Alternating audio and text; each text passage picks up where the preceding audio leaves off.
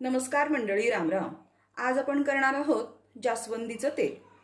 तर आता जास्वंदीच्या फुलांचं तेल करण्यासाठी आपल्याला साहित्य लागणार आहे 8 ते 9 जास्वंदीची फुलं, 2 तास भिजवलेल्या 2 चमचे मेथ्या, जास्वंदीची पानं, कढीपत्ता, कडुलिंब आणि खोबरेल तेल। तर खोबऱ्याचं तेल सोडून बाकी सगळं साहित्य आपण मिक्सरच्या जारमधून फिरवून काढणार आहोत आणि त्याची पेस्ट करणार आहोत।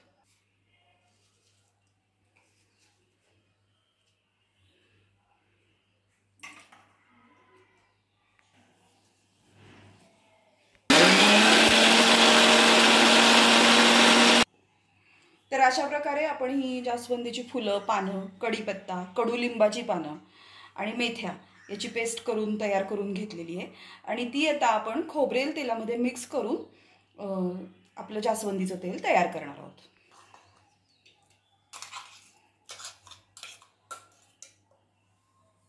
तर या मिश्रणामध्ये मी 1 कप खोबरेल तेल घालतेय आणि हे मिश्रण तेल आणि जास्वंदीची फुलं, पानं, कढीपत्ता इत्यादींचं सगळं मिश्रण मी आता गॅसवरती मंद आचेवरची उकळवत ठेवणार आहे।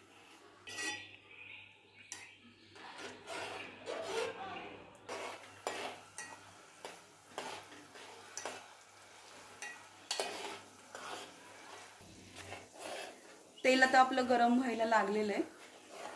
तेल कढवताना नेहमी जाड बुडाचंच पातेलं घ्यायचं, म्हणजे तेल व्यवस्थित कढवलं जाईल।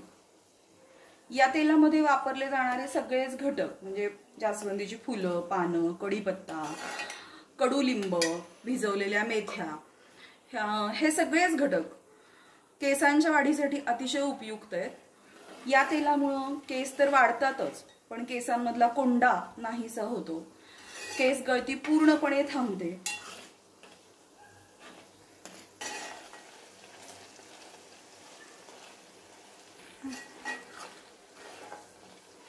4 ते 5 वर्षापूर्वी मी हे तेल कसं करायचं हे इंटरनेटवरती वाचलं आणि मग विचार केला की चला करून पाहूया, काही हरकत नाही, हे सगळं आपल्या घरात आहे, म्हणून हे तेल मी तयार केलं। तेल तयार करून मी वापरायला लागले आणि 8 दिवसातच मला फरक कळाला की माझ्या केसांचा जो पोत आहे तो अतिशय मऊ झालेला आहे।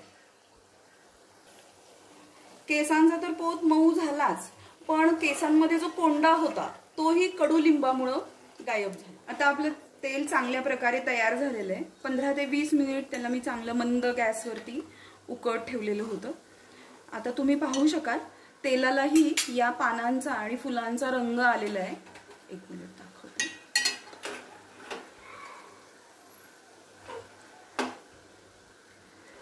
तर अशा प्रकारे आपलं हे जास्वंदीचं तेल तयार झालेलं आहे। आता मी याला गार करणार आहे आणि गार करून मग गाळणीच्या सहाय्याने गाळून मी एका बाटलीमध्ये भरणार आहे। बाटलीमध्ये भरताना ही काळजी घ्यायची की बाटली स्वच्छ आणि कोरडी असावी आणि तेल बाटलीमध्ये भरून झालं की मी त्याच्यामध्ये 3 ते 4 कापराच्या वड्या घालणार आहे। तेल आता छानपैकी गार झालंय, आपण ते आता गाळणीच्या सहाय्याने कोरड्या भांड्यामध्ये गाळून घेऊया।